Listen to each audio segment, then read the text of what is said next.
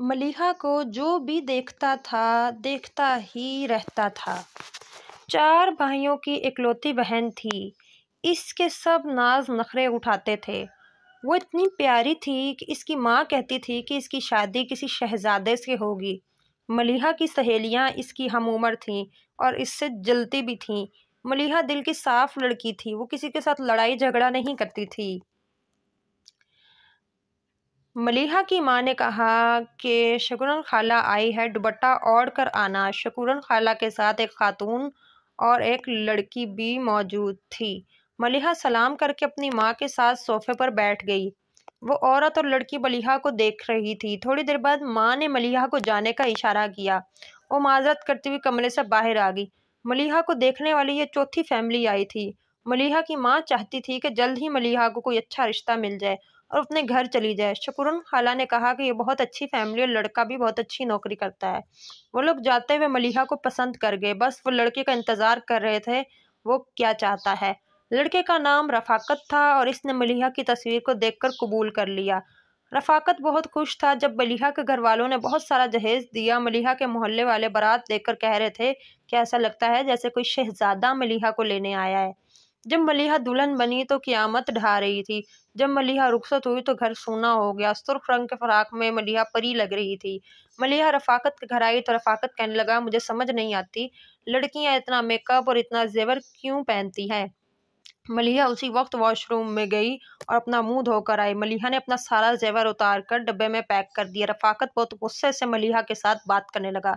رفاقت اپنے موبائل میں مصروف ہو گئی اور ملیحہ بھی سو گئی۔ رفاقت کو احساس ہی نہیں تھا کہ وہ میری دلہن ہے اور آج شادی کی پہلی رات ہے۔ صبح جب رفاقت اٹھا تو وہ صحن میں جا کر اپنے بھتیجے اور بھتیجوں کے ساتھ گپ شپ میں مصروف ہو گیا۔ ساس اور سسر کہنے لگے کہ بہو خوبصورت ہے لیکن نخرے والی۔ تھوڑی دیر بعد رفاقت نے آواز دی کہ اندر آؤ، مجھے کوئی بات کرنی ہے۔ رفاقت نے کہا کہ تم اتنا زیادہ میک اپ نہیں کیا کرو اور پرفیوم بھی نہیں لگایا کرو۔ ملیحہ نے سوچ لیا کہ اس شہزادے کے لیے مجھے سب کچھ چھوڑنا پڑے گا۔ ایک دن ملیحہ کی ماں اس کو لینے کے لیے آئی مگر رفاقت ملیحہ کو کہنے لگا کہ اپنی ماں کے گھر ہو، کبھی دل نہیں بھرا۔ رفاقت جب بھی وہ آفس جاتا تو کہتا کہ تم بھی میرے ساتھ چلو، میرے دوست بھی اپنی بیگم کو ساتھ لے کر آتے ہیں، لیکن مجھے یہ اچھا نہیں لگتا تھا کہ میں باہر کسی غیر مرد کے ساتھ بات بھی کروں۔ رفاقت کا سلوک پہلے دن سے ہی اچھا نہیں تھا لیکن ملیحہ نے اپنی ماں کو کبھی بھی کچھ نہیں بتایا تھا۔ وہ کہتی تھی کہ واقعی رفاقت کوئی شہزادہ ہے، اس نے مجھے بہت خوش رکھا ہوا ہے، لیکن جب وہ اکیلی ہوتی تو وہ اپنی قسمت پہ روتی تھی۔ کچھ دن میرا بھائی مجھے چھوڑنے میرے سسرال چلا گیا۔ رفاقت نے میرے بھائیوں کو بہت ہی باتیں کہیں، گھر کا کوئی کام نہیں کرتی، سارا دن سوئی رہتی ہے، میرا کوئی خیال نہیں کرتی، میری ماں بوڑھی ہے، اس کا بھی کوئی خیال نہیں رکھتی۔ میں نے شادی اس لیے تو نہیں کی تھی کہ یہ سارا دن یہاں پر سوئی رہے۔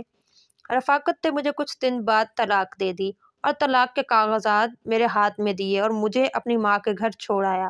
میری سہیلیاں بھی مجھ پر باتیں کرنے لگی کہ اتنا غرور کرتی تھی تم اپنے حسن پر، لیکن تیرے حسن کا کیا فائدہ کہ تم کو تمہارے شوہر نے طلاق دے کر گھر بھیج دیا۔ طلاق کا داغ بہت برا، مجھے طرح طرح کی باتیں سننی پڑتی تھیں۔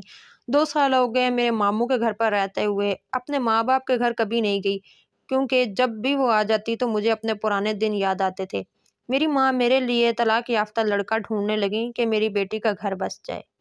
ایک دن میرے ماموں نے میری ماں کو فون کیا، کہنے لگا کہ آپ کی اجازت ہو تو میں اپنے بیٹے کی شادی آپ کی بیٹی سے کر دوں۔ تو میری ماں کہنے لگی کہ آپ میرے بڑے بھائی ہیں، آپ جیسا کریں گے ویسا ہی ہمیں قبول ہوگا۔